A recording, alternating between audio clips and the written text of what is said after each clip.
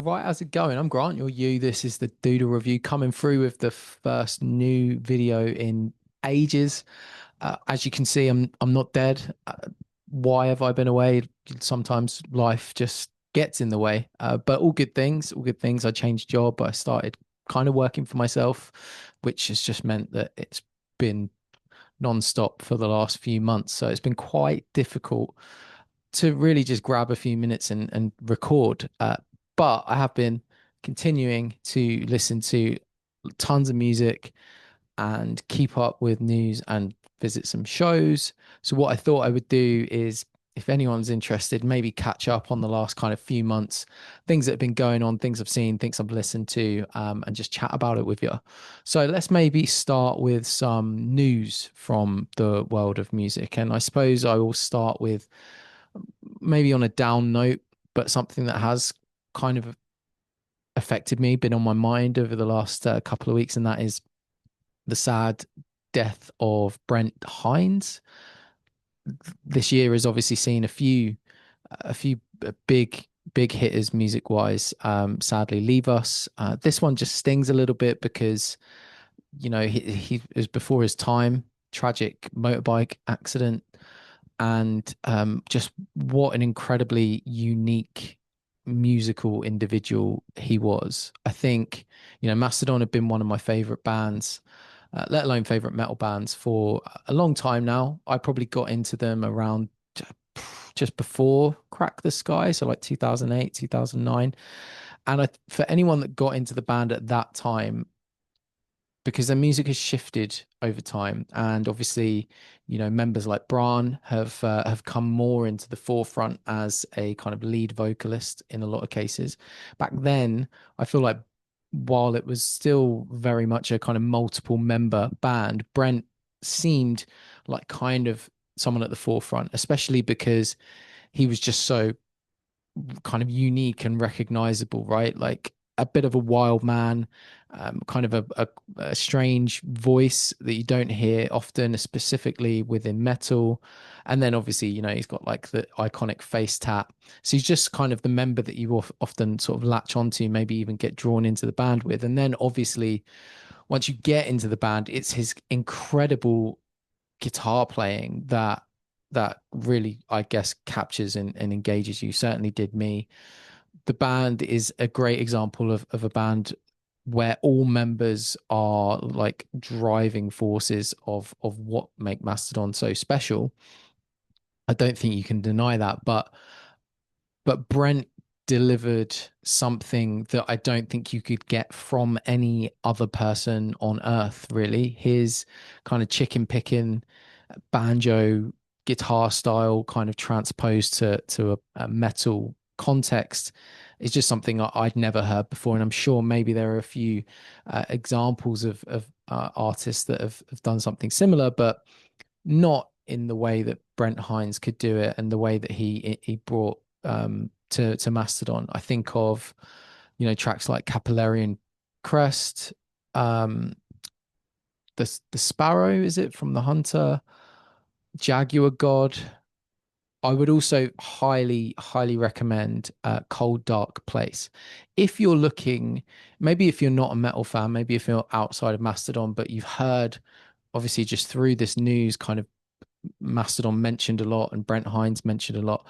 I would actually strongly recommend you check out an EP of theirs called Cold Dark Place.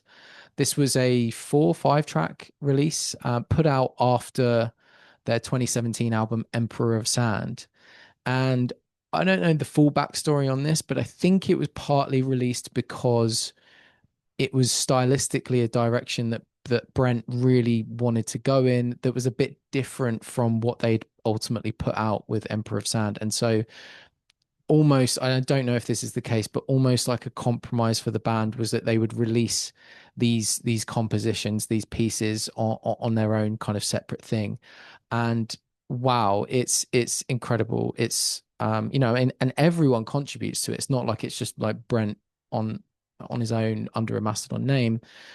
It's is very much a Mastodon piece, but very much driven by Brent's kind of desire and interest in that kind of borderline between, country riffing, finger picking style, and merging that with kind of heavier but groove based metal. Um, it's really an astounding piece of work, as are many Mastodon albums. I think if you want me to put a name on their best and classic album, for me it would be Crack the Sky, though other people would say Leviathan, other people would say Blood Mountain, some would even say Emperor of Sand.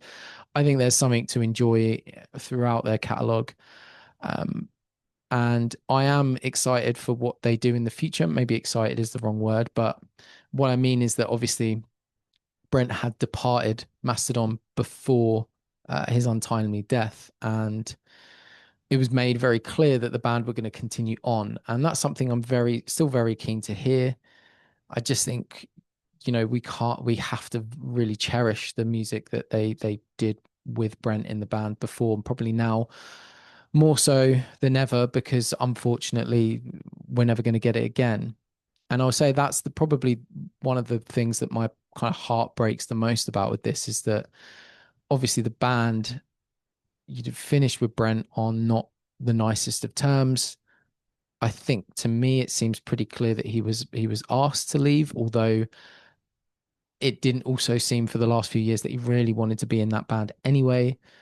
And look, I don't think it serves anyone to speculate over the drama or the gossip over it. It's kind of a bit crude. But I will say that when a band has been together for as long as Mastodon has, and with the magic that they had, it's no wonder that that bubbled over at some point. And I think it was always going to happen. I just think the heartbreaking thing is not that they parted ways. The heartbreaking thing is that they'll never get to reunite. But yeah, Brent Hinds, incredible, incredible guitar player and musician, and just like a force of nature, and is going to be very, very much missed. It's created some of my favorite music, and yeah, rest in peace. Um, God, I mean, yeah, we've started there on quite a heavy note. Let's talk about something else in music that's a little bit more light-hearted, a bit more shit talky, a bit just funny, I think, which would be the kind of ongoing saga of like Foo Fighters and their drummer situation. Uh, Josh Freese left the band pretty unceremoniously. Now, look, the reason I take such an interest in this topic is because for a few different reasons, and Foo Fighters music is like the very, very lowest on that list. Not a big fan of the band, but they were my gateway band when I was like 11, 12, 13. They were the band that like I got really passionate about first, and started uncovering all of the other bands that would then later shape my music. So they've always got a kind of place in the back of my mind. And I think when you remove your kind of like music geek cynicism, they've just got like rock hits, and they just are what they are, man. And like if you go to a show of theirs, you're pretty much guaranteed to know most of the words, and it's a lot of fun. So there's one reason why it kind of registers in my mind. The other is that I fucking love Josh Freese, man. One of my all-time favorite bands are Nine Inch Nails. He was a huge part of that band right when I got into them in that 2005 to 2008 or 2009 era. That's what got me kind of hip to Josh Freese as a drummer. It blew my mind that someone could have a career like he has had. And then so when it came to the point where obviously Foo Fighters lost Taylor Hawkins, another tragic death, um, for me it was almost obvious that Josh Freese was going to pick up that banner, because for me, he's someone that can come in to any organization and just know the songs. Foo Fighters, all the things about Dave Grohl and Taylor Hawkins drumming aside, I don't know that music is the most challenging to play if you're an accomplished drummer of that level. And also, I just felt like everyone in the band kind of would have shared, they all have been the same age and would have shared like a similar history in punk rock. If you go back through every member of Foo Fighters kind of history, they all started in punk, and Josh Freese very much started that way, being the Vandals being pretty much his like core band throughout all of his different iterations. So I found it staggering that one he would actually leave the Foo Fighters. I thought he would be there for a while. Whether or not that satisfied him taste wise or not, just good paycheck, good fit with the band, it seemed. But yeah, we found out that he left or was fired. Josh Freese is notorious for having worked with a ton of people, and very few people, if ever, I've never heard anyone say anything bad about him, like reading up about in the press. Maybe a few people that he ultimately replaced in bands probably don't have a high opinion, but they might be a bit biased. And likewise, I've never heard Josh Freese really chat shit about anyone. He is very good at keeping great relationships, and I think that's why he's worked as much as he has over the last 20 years. If you want a great podcast to listen to learn about Josh Freese, I would check out an episode from a podcast called I'd Hit That, which is a drum centric podcast. But honestly, his 2.5 hours on that podcast is one of my favorite podcast episodes of all time. Great listen. So yeah, he was basically, say what it is, he was fired a few months ago. All right, and that's that. But then cut to a few months later, the reason it's interesting to me is that we then find out that Ilan Rubin, formerly of Nine Inch Nails, is now joining Foo Fighters. Now, this is interesting because Josh Freese left Nine Inch Nails in 2009 because he didn't want to do as much international touring at that time, having, I think his wife was having another kid. And he was replaced by Ilan Rubin of Angels and Airwaves and Lost Prophets before that. And like by all accounts, an incredible musician, not just drummer. He's got it all. Like he's one of those prodigy guys that just knows everything. And he would play some shows where they're doing like Nine Inch Nails March of the Pigs, which is a heavy drum track, but it breaks to these piano kind of interludes. And he would be the run, fucking smashing the drums and then running over to the piano to do that bit. Whatever. So incredible. But yeah, so what's happened is he's left Nine Inch Nails and apparently short notice, kind of left them in the lurch a little bit. And then Josh Freese has rejoined Nine Inch Nails for their upcoming or their current US tour. All of this is just, I think, kind of funny. Bands trading members like football teams trading players. But also it makes me laugh because like I just think things are in their right place. Like, look, Ilan Rubin, for all of his talent, and he has got heaps of talent, probably just one of the driest geezers around. Like, I just didn't have like I don't know much attachment to him as a character within the band, and I know that's a really weird thing to say, but Josh Freese just has that for days, and he clearly loves playing in more alternative bands, and Nine Inch Nails had always loved playing with him. I think Nine Inch Nails fans had always loved playing with him. And Ilan Rubin is kind of like very, for all of his skills, is like kind of very straight up the middle in terms of his taste. Let him go play in like a dad rock radio band. Like I'm glad to have Josh Freese back in Nails. I honestly, at the time it was announced, part of my stupid like conspiracy brain was like, I wonder if they're all friends and they have just kind of concocted a bit of beef to give people something other to talk something else to talk about other than Dave Grohl's like infidelity when they eventually go back out on the road.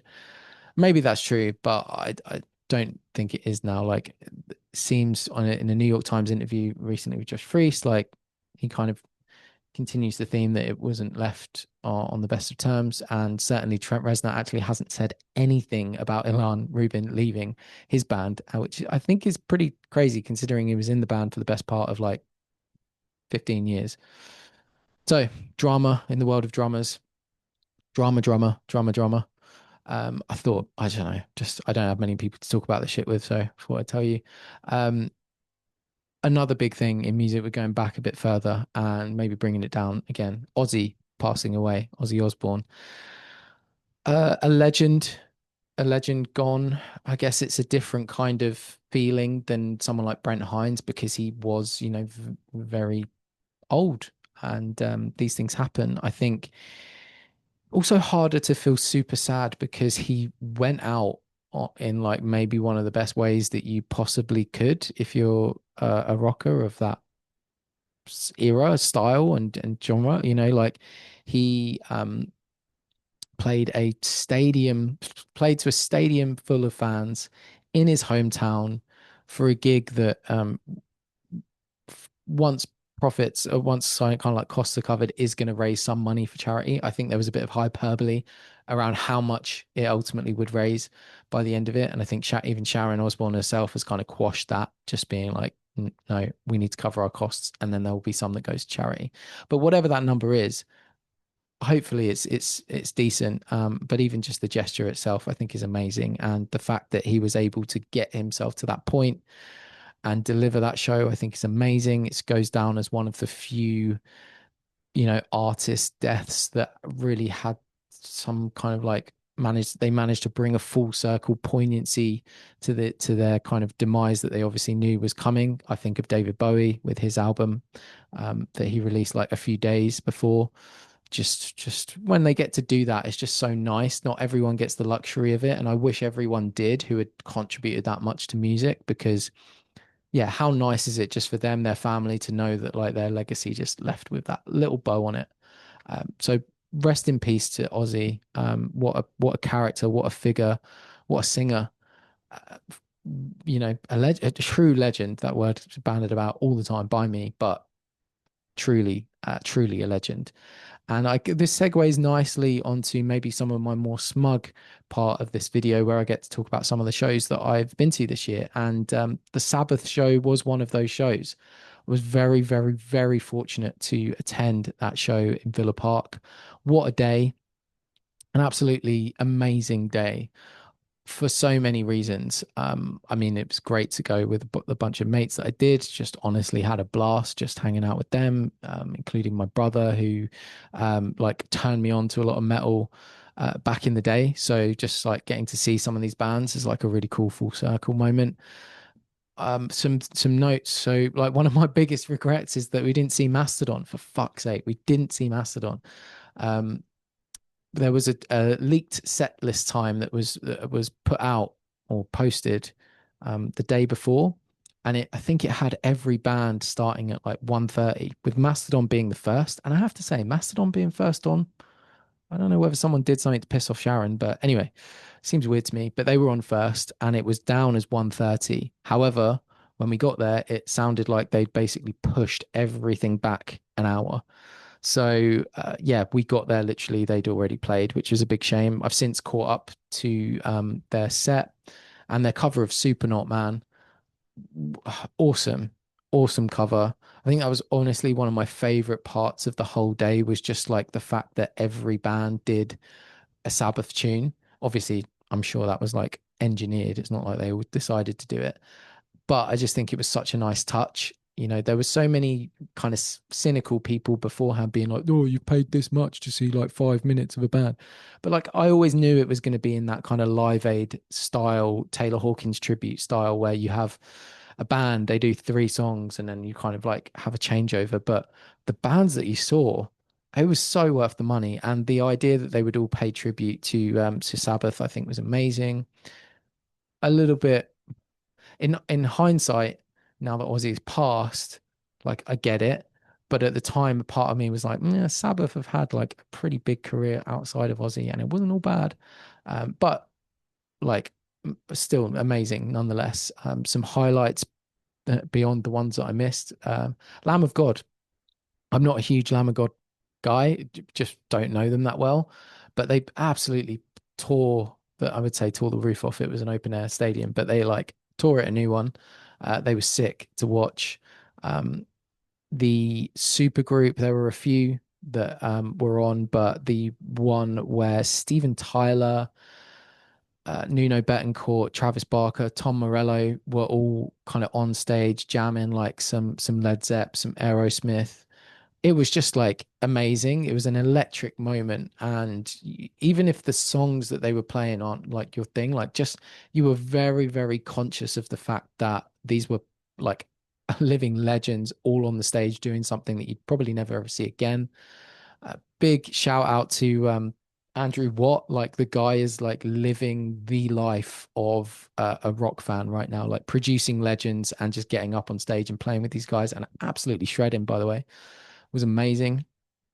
Seeing Slayer after their final tour, it was amazing. They ripped the roof off, or whatever you want to call it. Guns N' Roses, man, So cool that they were there, but man, just Axel just doesn't sound good, and that's a real shame because the band are tight and sound great, and I'm a fan of GNR, like Appetite mainly, but I like what they represent. I think they're a bit of a weird band. They get brushed off by some for being like cock rock and like Sweet Child of Mine, but they're a very unique band that bring together elements of like punk and metal and kind of do things in this way that only they could. But yeah, Axel just didn't sound good, which is a shame. But that was made all the like it wasn't a blight on the day, it was still fun. But then Metallica came on, and I don't know whether it was because like Guns were kind of bad or Metallica were just that much better, but it just felt like fuck, we are here. Metallica absolutely killed it. They are such a good band. Say what you want about them, but they know how to rock a stadium. And they started off with Hole in the Sky, which was just a cool moment for me because I like that tune. I love Metallica, but it was like my brother was the person that turned me on to Metallica years ago, and his favorite Sabbath tune is Hole in the Sky. And we were talking before about like, oh, it'd be cool if someone played Hole in the Sky. Didn't think it would happen because it's a fairly deep cut, but Metallica of all bands were the ones that played it and they whipped it out first, and it was awesome. And also they played another one. They played Johnny the Blade or whatever it's called, Johnny the Blade, a few songs in as well. Anyway, they were incredible. And then we had Ozzy and Sabbath, and this is where I have to be really sheepish. And probably my other regret of the day is like I was pretty pissed by the time they came on. Like it was a full day of boozing, and I was with all of my mates, and I was just drinking pints, throwing them back. And by the time Ozzy and Sabbath came on, I was pretty far gone. Not that I wasn't enjoying it. I distinctly remember watching the shows and enjoying it and being swept up in the emotion of it and swept up in just like the fact that they were playing and it was fucking great. But my memory of it is very spotty, and that is a bit of a shame. But I did what I think any responsible rock fan should do, which is just go and have a blast. And I had one of the best days ever. It was awesome. It was awesome. I feel very grateful that I got to go. Very lucky, and yeah, it was made all the more poignant, obviously, by Ozzy's sad passing.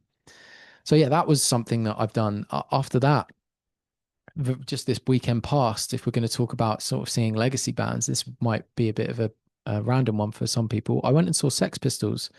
I went and saw Sex Pistols with Frank Carter, who I guess for those maybe outside of the UK might not know, but he was frontman of an incredible UK punk group called Gallows a few years back.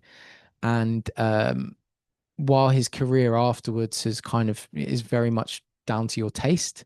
For mine, it's been like not all to my taste, but his ability as a frontman and his charisma and his presence and his energy on stage has always been amazing. Like one of the best of like kind of younger acts. And so when he was announced to be kind of basically coming on board as like the frontman for the Pistols on this tour, I thought like, yeah, fair play. Like that makes perfect sense. And yeah, it was great. They put on such a good show.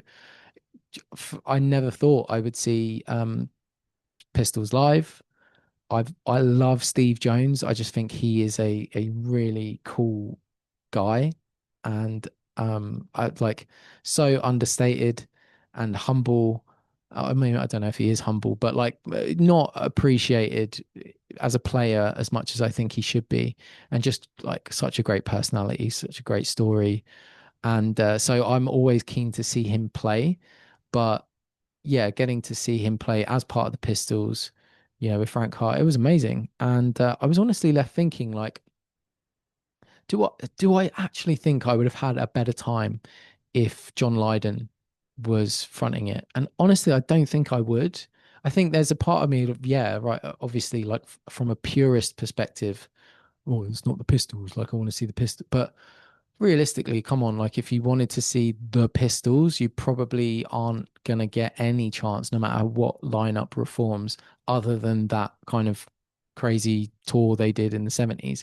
Ever since then, it's always been a tribute act. That's kind of what it is.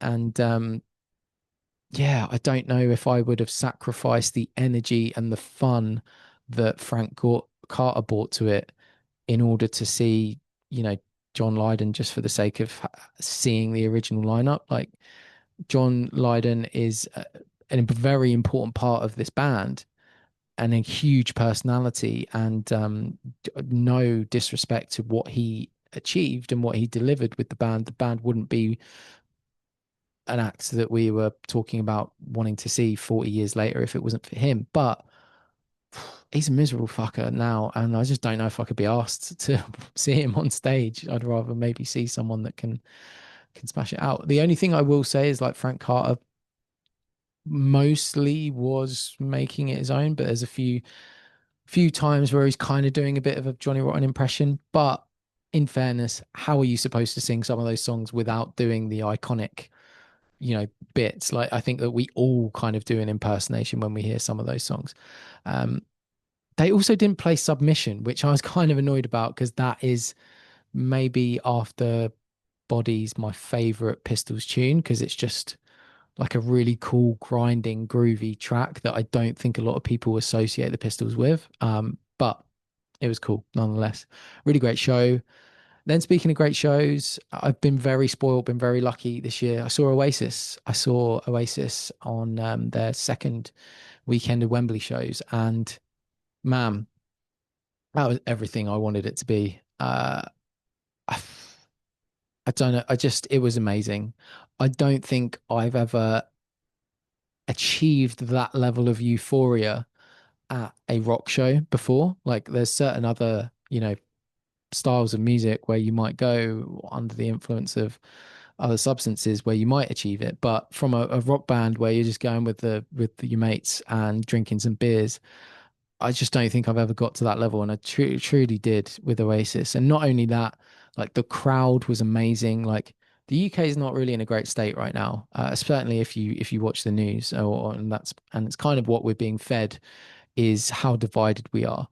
But you wouldn't have known it in that stadium. But honestly, one of my biggest concerns before going to that gig was like, is this going to be one of those situations where it just brings out the worst of UK lad, hooligan culture, um, which it could very easily do. It just didn't. Like everyone was just so happy, and it was magical, man. The band were on form. I think their set list is perfect for what it represents. It's very heavy on the first three albums, and I think that is how it should be.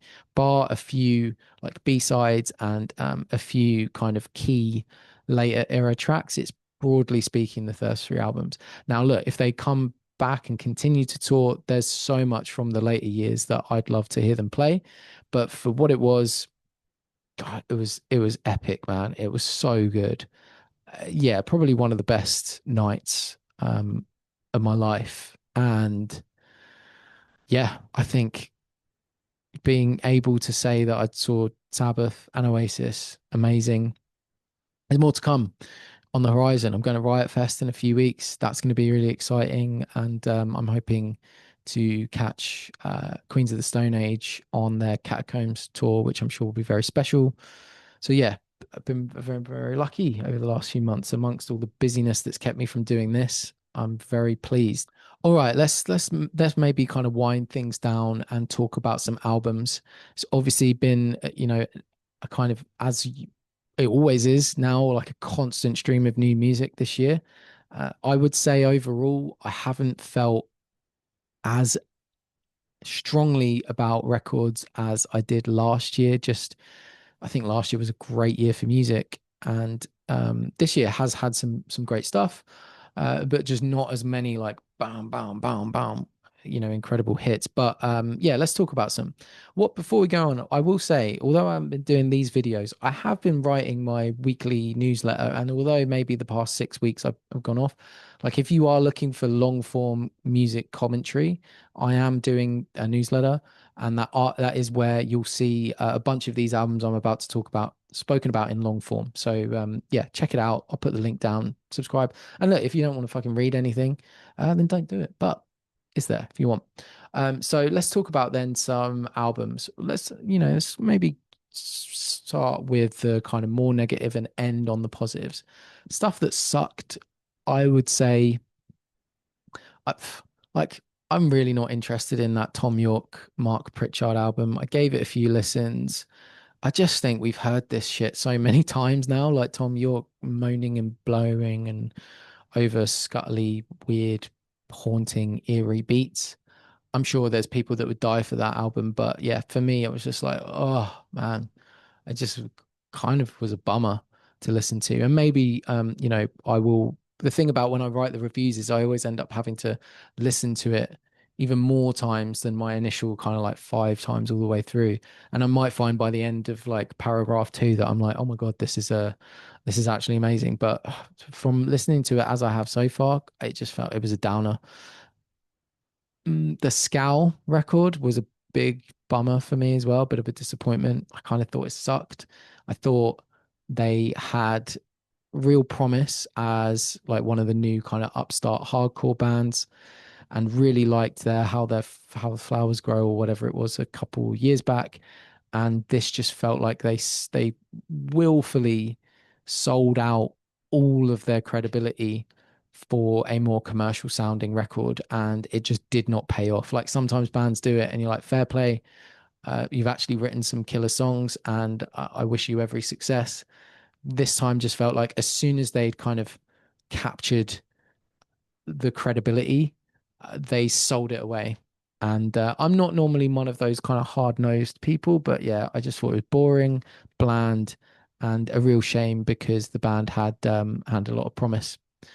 I would also say as well, like fuck that Andre 3000 EP, man. Like, just, just, just, I don't know. I don't know. Like, I guess anyone can do whatever they want, put out whatever they want, but this felt in certain places like literally someone who has picked up the piano and started kind of fucking about and yeah, recorded it on their iPhone. It's almost exactly what that EP is. There are a few moments that sound all right, but yeah, like just fucking just rap, man. You're amazing at it. You're one of the best ever. I mean that's unfair. Look, I did love his flute album, but yeah, like spare me the like if this is the start of him just like whimsically picking up, oh, I'm gonna learn the oboe and put out an EP of oboe music. Like I'm just not into that. Either come back when you've like mastered the piano, um, or just fucking do a rap album. Onto stuff that is enjoyable but maybe like a bit meh. I would say Car Seat Headrest's new one was again Will Toledo just like firmly exploring the inside of his own anus, which is not a surprise. I think the last couple of releases have been a bit like that, but he has like Teens of Denial was amazing. I was very much on that bandwagon when it came out. This one, there is some cool stuff on it. There is some cool stuff, but I'm just a bit, I don't know. It's a little bit up itself. I would also say, surprisingly, the Kali Uchis album was, I'm not going to say it's good. It just hasn't, like, there's only a few tracks that have, like, really stayed with me. It's very mellow. And I was just surprised because she's put out a record quite consistently, like every 18 months. And it always ends up on my kind of top albums of the year list. Okay, Diaz, I thought was amazing, and before that, name's escaping me, but that album as well was great. Red Moon and Venus, was it? Yes. Um, but yeah, just this one's kind of me. Anyway, onto the albums that I've that I think rule, that I think are amazing. Starting with Clipping, Dead Channel Sky. Kind of cyberpunk is how I would define or describe that album. It brings together like weirdly old school 80s hip hop, like African Bambaataa type beats, but with a like a techno electronic hard house edge at certain points, with obviously the dark, gritty rhymes of Clipping that you would come to know and love. Really, really cool. A bit underrated. I don't think I've seen it talked about that much. I thought it was fucking sick. I would also like to talk about Pup. I think their album is great. I think it's a return to form after their last one, Unraveling a Pup Band. It seems like they've like very consciously gone back to their kind of earlier sound, just like almost straight up punk rock tunes. And part of me thinks that's a bit of a shame because Unraveling of Pup the Band, horrible production aside, was cool in the kind of weirder arrangement side of what it did. I think it seems a shame to just completely abandon that. And I think some songs here could have been elevated by a bit more of an exploratory approach to those songs. But nevertheless, great tunes on there. And saw them live as well. That was cool. Hallways, I think, is like a really heart wrenching tune, among many others. I think it's a great album. Viagra Boys, I would say this album is maybe one of my favorites. Kind of like the grubby little woodlouse that you find when you move a piece of garden furniture and it's like curled inwards. That's kind of what the Viagra Boys are doing on this album. There's a bit of introspection here, a bit of inward looking, some actual quite emotionally substantial lyrics, certainly, if not music on the record. And it is kind of built around different tunes that are very kind of Viagra Boys in their kind of like dance punk way. But yeah, like a level of maturity without not being sleazy would be the way I could describe it. And I think it's great. Turnstile, Never Enough, maybe one of the most anticipated records of the year.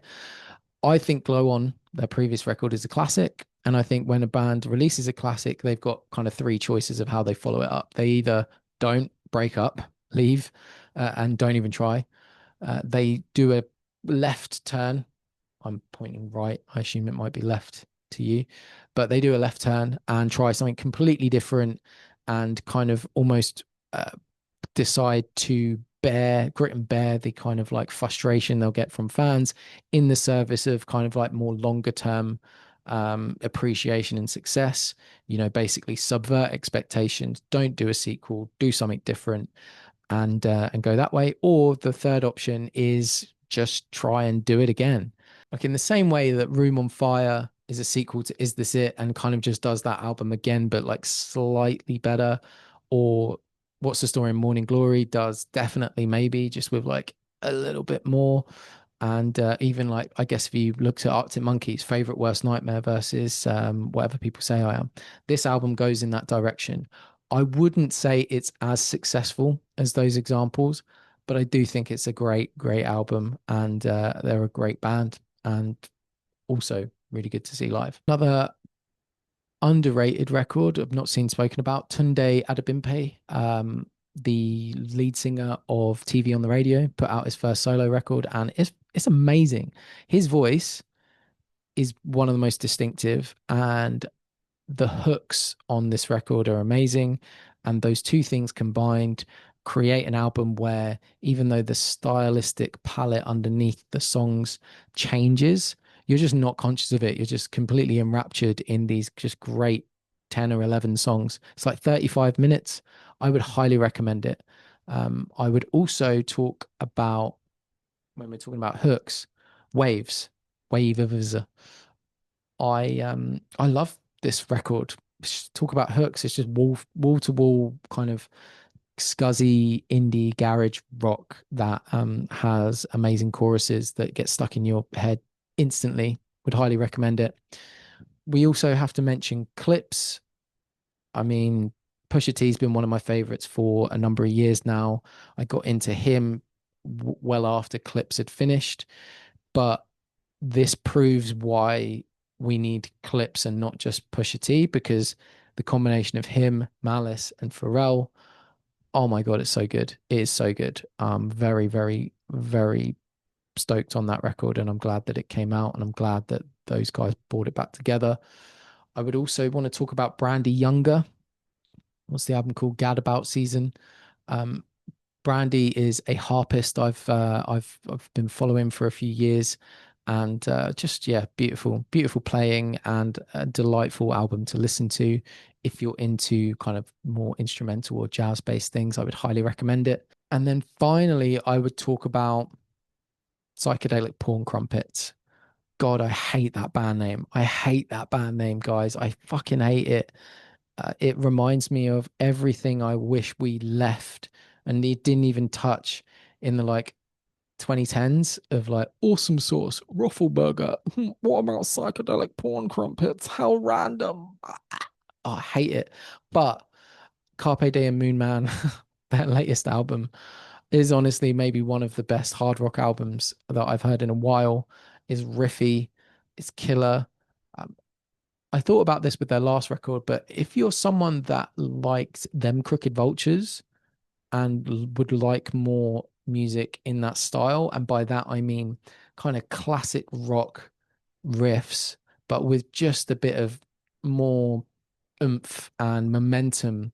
It's not as laid back as those 70s bands. It's like very much on the forefront, a bit grittier. I'd give these guys a listen. I think this album's great. That brings us up to speed on what I thought of like new albums. I thought I would just show you very quickly a few pickups that I made in record shopping, actually in Margate. Um, I did a thing that I don't often do, but I do from time to time, which is like take a chance and and do yeah, just go for gold in the kind of like random pickup bin. So first one we're going to talk about, James Gang Rides Again. I knew this was Joe Walsh from the Eagles. Eagles by far not one of my favorite bands, but I do have a soft spot for kind of just great butt rock or dad rock from the 70s, and listened to this last night, did not disappoint. It's one of those albums from that time period where, man, it just sounds fucking great on vinyl. It was obviously recorded analog, pressed analog, and then when you put it on a great system and turn it up, it just fucking bumps, man. Like, it sounds good. The guitars sound amazing. They're warm. You could live inside them. The drums just like hitting you, and there's so much low end, and it's so good. So I love this just from the sonics alone, as I do most of that time period, or music from that time period. And then the kind of like surprise underneath. And I'm going to check the notes because I'll forget it, but the song that ends this album, Ashes and the Rain and I, has this long sweeping orchestral outtroduction. I don't think that's a word, but outro. And it's sampled. It's the sample from Fatboy Slim, Right Here, Right Now, which I don't know how much people know outside of the UK, but it was just like that whole big beat phase, like Basement Jaxx, Fatboy Slim in the late 90s to early 2000s, big part of my childhood. But those tunes were massive. So hearing the little kind of riff, the down, down, down, down, down, down, down, down, down, down. It's not even like they've obviously manipulated it on Fatboy Slim, but just hearing it on this, I was like, ah! I was the Leo DiCaprio meme of like, ah. So that was cool. And great sounding record. So yeah, if you're wanting some 70s stuff, give it a listen. I saw this in a bargain bin. It's called Cannibal House Rules. And I just thought, I mean, it was like a few quid. And I was like, I can't see an album called Cannibal House Rules with song titles like God is Goth, Sticky Love, um, Escape from Sex City, and just, not want to give it a go. It's by Jonathan something. Now, I will say I was a little bit disappointed when I did finally do my research and find out this is an album from 2020. Because when you do this kind of like um bargain bin hunting, I guess the fantasy is always there that you're going to find some like undiscovered gem from like the 90s, 80s, 70s, or 60s.